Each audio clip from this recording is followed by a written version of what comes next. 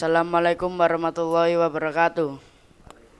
Halo teman-teman, balik lagi bersama kami di obrolan pulang sekolah. Kali ini kita akan membahas tentang statement anak-anak yang sering ngomong nakal dulu baru sukses. Nah, bagaimana tanggapan kita terhadap kalimat-kalimat seperti ini? Remaja atau anak-anak dengan statement nakal dulu baru sukses. Sebenarnya ini adalah konsepsi atau dan narasi yang menarik untuk kita telaah.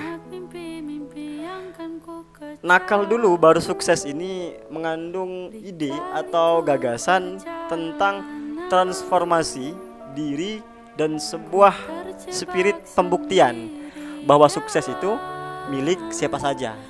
Orang nakal pun bisa sukses. Nah, kalimat-kalimat seperti ini punya dua sisi seperti mata pisau.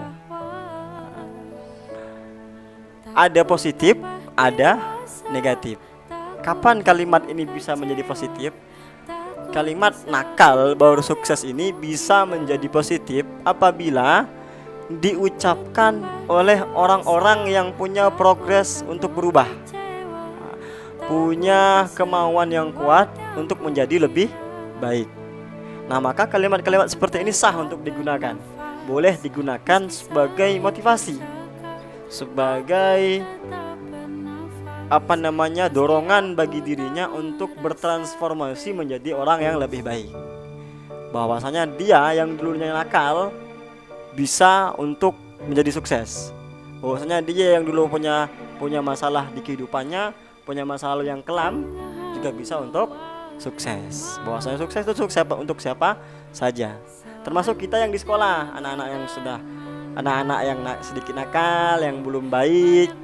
Boleh kita motivasi bahwasanya anak-anak nakal pun tetap punya kesempatan sukses yang sama seperti anak-anak yang lain, dengan syarat punya progres dan kemauan untuk berubah.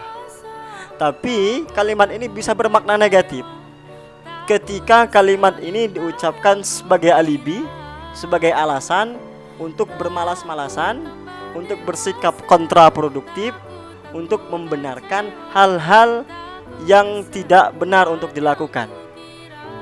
Untuk membenarkan ngerokok di sekolah, kemudian ditegur guru. Gak apa-apa Ustadz, nakal dulu nanti juga bisa sukses. Gak apa-apa Ustadz, cabut, nakal dulu baru sukses. Kalimat-kalimat seperti ini ketika diucapkan tanpa progres untuk berubah, maka dia hanya menjadi alibi dan alasan untuk membenarkan sesuatu yang salah. Maka ini tidak boleh. Maka makna kalimat ini menjadi negatif. Nah, maka untuk anak-anak seperti ini, untuk kita yang seperti ini, tidak boleh menggunakan kalimat seperti itu. Kenapa? Itu hanya menjadi alasan, menjadi alibi. Tapi kalau kita memang punya progres, punya impian untuk berubah, kemauan yang kuat untuk berubah, motivasi diri kita bahwa kita yang dulunya nakal bisa sukses juga. Kita yang dulunya nakal bisa berubah. Nakal dulu baru sukses. Allah pun mengatakan dalam Al-Qur'an, "Qul ya ibadiyalladzina asrafu ala anfusihim la taqnatu mir rahmatillah." Apa kata Allah? Wahai hamba-hambaku yang dulu pernah melakukan dosa, wahai hamba-hambaku yang melampaui batas terhadap dirinya, yang melakukan banyak dosa, yang masa lalunya kelam, kata Allah, la taqnatu mir rahmatillah. Jangan berputus asa dari rahmat Allah, kata Allah Subhanahu wa taala. Bahwasanya sukses itu, rahmat Allah itu untuk siapa saja selama dia mau berubah. Maka titik tekannya adalah ketika kalimat itu diucapkan dengan progres untuk berubah, maka sah nakal dulu baru sukses. Dalam artian pernah nakal kemudian mau sukses. Tetapi ketika kalimat ini diucapkan sebagai alibi dan alasan, maka tidak boleh digunakan. Untuk orang-orang yang dulunya pernah berdosa, orang-orang yang dulunya pernah melakukan kesalahan, maka jangan berputus asa. Maka jangan merendah diri, maka jangan merasa terhina. Ingat, sukses itu, berhasil itu, rahmat Allah itu untuk siapa saja. Nah, seperti itu.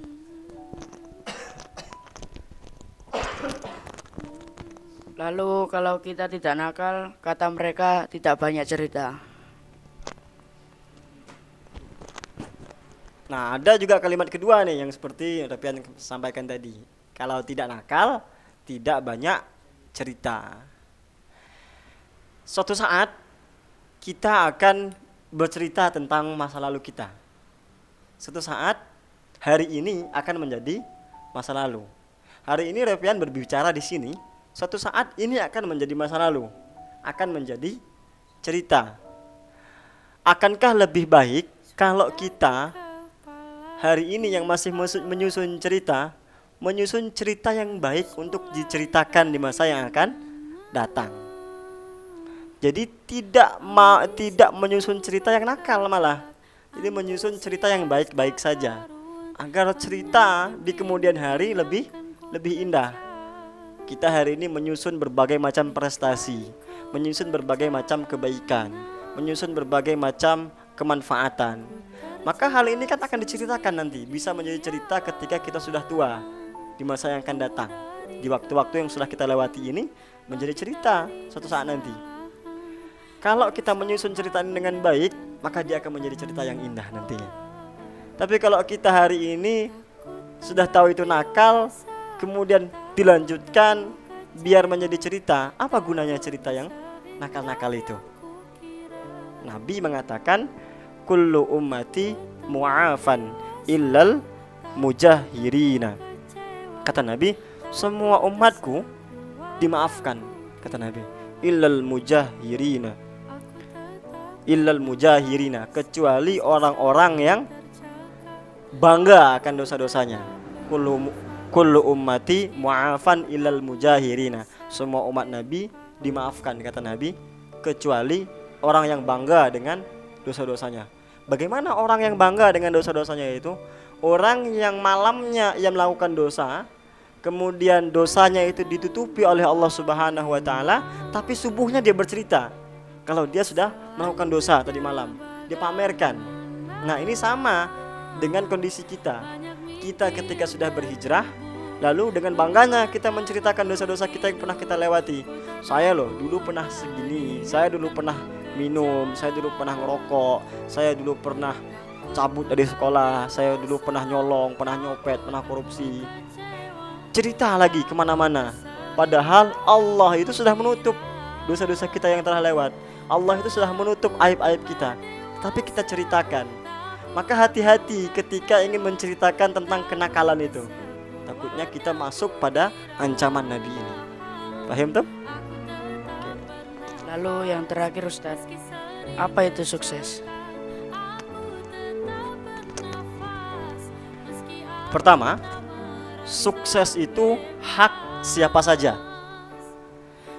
Orang baik berhak sukses. Orang nakal pun berhak sukses. Orang soleh berhak sukses. Orang jahat pun punya hak yang sama untuk sukses. Maka ketika kita hari ini merasa diri kita baik, kemudian melihat teman kita yang belum baik, maka kita jangan memandang teman kita lebih hina dari kita. Boleh jadi di satu titik dia menemukan hidayah, dia berubah, kemudian menjadi orang yang lebih sukses daripada kita. Maka karena sukses itu hak siapa saja, maka mari kita menyusun cerita untuk kemudian menggapai kesuksesan itu. Menyusun cerita yang baik, bukan cerita yang nakal. Adapun kalau kita yang sudah nakal, yang pernah nakal dahulunya, pernah mengalami masa-masa yang suram, masa-masa yang kelam, dalam kegelapan, dalam kenakalan, maka jangan berputus asa. Ingat, kesuksesan dan rahmat Allah itu milik siapa saja. La taqnatu mir rahmatillah. Jangan pernah putus asa dari rahmat Allah. Itu yang pertama. Yang kedua, sukses itu proses. Sukses itu perlu tahapan. Jadi sukses itu tidak datang secara instan. Antum masak mie instan saja itu butuh proses. Buka kertasnya, rebus airnya, taruh bumbunya, baru bisa dimakan. Nah, itu namanya mie instan. Tapi tetap ada proses di dalamnya. Apalagi kesuksesan, apalagi impian, Tidak mungkin impian itu datang ucuk-ucuk tiba-tiba sukses. Tiba-tiba antum jadi sarjana sekarang, nggak mungkin, susah. Kalau di istilah kami, di dalam Ustadz dulu orang Melayu mengatakan yang pipih tidak datang yang pipih tidak datang melayang, yang bulat tidak datang menggelinding. Bahwasanya sesuatu itu akan datang dengan usahanya sendiri. Sesuatu itu akan datang dengan cara dan jalannya masing-masing. Itu yang kedua. Yang ketiga, untuk bisa sukses, kita perlu berdamai dengan banyak hal. Salah satunya berdamai dengan masa lalu yang pernah kita lewati. Jadi bagi kita yang dulu pernah merasakan masa lalu yang kelam, dalam kegelapan, dalam kenakalan, dalam keterputusasaan, maka berdamai dengan masa lalu itu.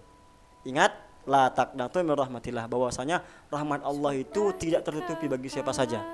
Ingat bahwa rahmat Allah itu hak milik siapa saja bagi orang yang mau berubah. Maka berdamailah dengan masa lalu yang pernah kita lewati, tataplah masa depan dengan baik, tata lagi niatnya, tata lagi kehidupannya, sesuaikan dengan ajaran dan syariat Islam. Insya Allah sukses itu milik siapa saja. Nah, seperti itu. Oke, sekian diskusi kita kali ini. Lebih dan kurangnya kami mohon maaf. Jangan lupa bergabung bersama kami di SMP Muhammadiyah 4 Ngedek dengan hubungi nomor di bawah ini. Wassalamualaikum warahmatullahi wabarakatuh.